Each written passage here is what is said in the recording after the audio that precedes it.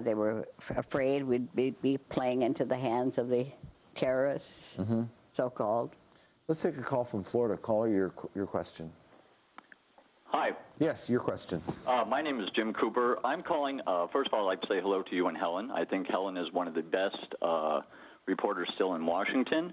With her proper and strong stance against torture and the war in Iraq, why has the press not gotten behind Ron Paul, who is the only candidate who has strongly come out against the war, the constitutional effects of it, and the eavesdropping?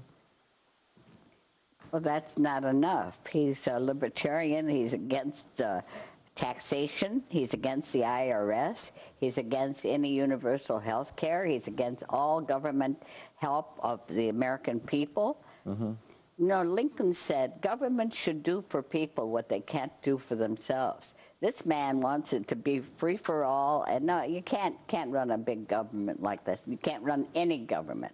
I believe we owe each other. We are our brother's keeper. Okay, let's go to Wisconsin for a call. Caller? Hello there. Hi. How are you? I would like to ask Miss Thomas one thing.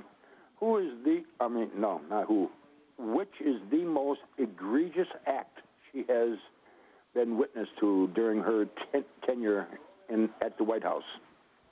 What is the most egregious act you've witnessed during your tenure in the White House? Not witnessed personally, but that has occurred on your watch. Well, of course, there's just, every administration is secretive. Every president walks into the Oval Office, then suddenly all information becomes their private preserve.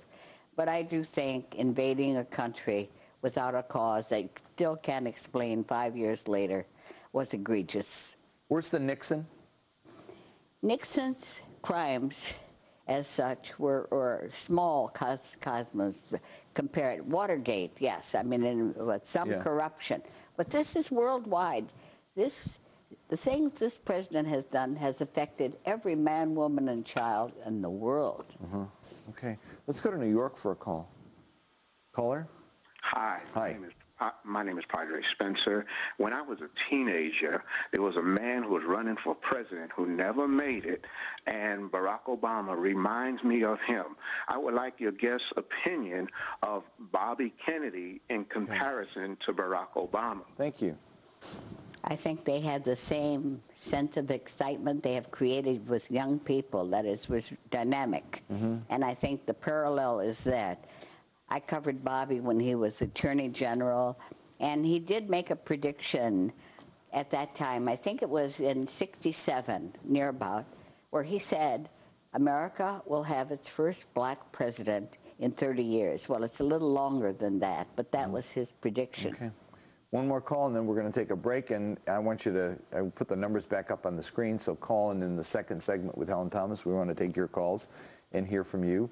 The numbers will be up on the screen in just a minute. North Carolina for our call, last call this segment. Caller? Yes. I wanted to thank you for Ms. Thomas for her refreshing bit all the time, and I wanted to ask her if she thought if Congress would ever have the guts to bring up some proceedings for impeachment of Bush and Cheney. Okay, thank you. Is Congress ever going to get the guts to initiate impeachment proceedings against Vice President Cheney? No. I know there's a bill out there that I'm sure they won't. Congressman Kucinich has put forward, but he doesn't seem to succeed in getting any support for it. I don't think any move. I mean, you only impeach Democrats. Okay. Listen, we're going to come back with Helen Thomas and your calls. Numbers up on the screen. Give us a call, and we'll talk to you in the second segment with Helen Thomas. Stay tuned. We'll be right back.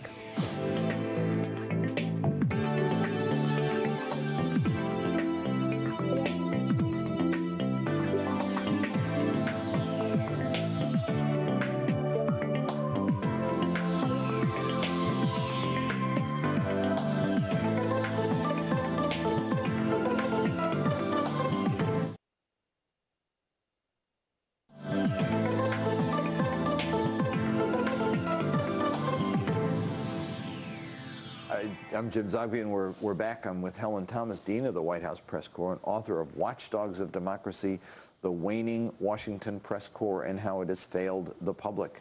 We've got some calls holding, but I want to just begin putting the numbers up again, 001-202-842-5056. And here in the U.S., it's, in the U.S., it's 1-800-528-2090. In the first segment, we showed some pictures of Ms. Thomas with President Kennedy and Nixon and Ford and et cetera. But you lost your seat at the White House and then regained your seat at the White House. I want to put some pictures up while we talk a little bit about your rocky relationship with the Bush administration. They were not always easy to get along with. There was Ari Fleischer, and then President Bush himself simply stopped calling on you. Tony Snow was, I think, a bit rude and abrupt oftentimes. But you got your seat back, and I didn't fight for it. No, The White House Correspondents' Board voted that day. Right. And I didn't really deserve a front row seat. Yeah. Because it should go to the wire service and TV. But I had been sitting there, and I told them that, you know, they're free to remove me. Of course, I love being there. Yeah. You have better access. But they did. They kept me there. Good. Let me go to Georgia right now for a call. Caller? Hello? Is Georgia online? Yes. Yes. Hi. Your question. My question is, why don't any of the candidates ever mention about price gouging by doctors and lawyers? Price gouging by doctors and lawyers. Why don't the candidates mention that? Probably because a lot of doctors and lawyers are contributing to them. I don't know why they don't mention, but they certainly should, and I agree with you. Let's go to Illinois for a call. Caller? Yes. Hi. Hi. Your question. Tim Anderson in Chicago. First of all, James, great show, and Helen, thank you for being who you are, integrity-wise.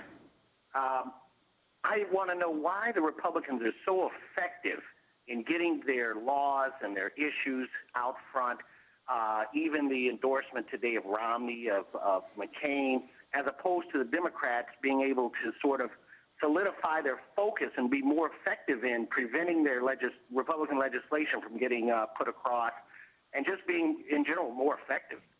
Thank you. Thank you. Because it's easier to be against everything and appeal to a certain segment of our society. I mean, I think that the Democratic candidates are walking so cautiously on the line now because they're afraid they could lose votes one way or another. I would love it if they take a strong stand, and I do believe, I agree with you, they should, on everything. I don't want to, I mean, none of us asked Nixon, who had a plan to end the Vietnam War in 1968 in the campaign. We followed him every day for 3 months at least. No one got to him and said, what is your plan? And the result was? I got to ask him the question at his first press conference as president. And did he have a plan? Vietnamization, you know. We'll turn it over to the Vietnamese when they're ready. And then many more years later, we were still... 4.5 years later, we were still bombing hell out of Hanoi. Yeah.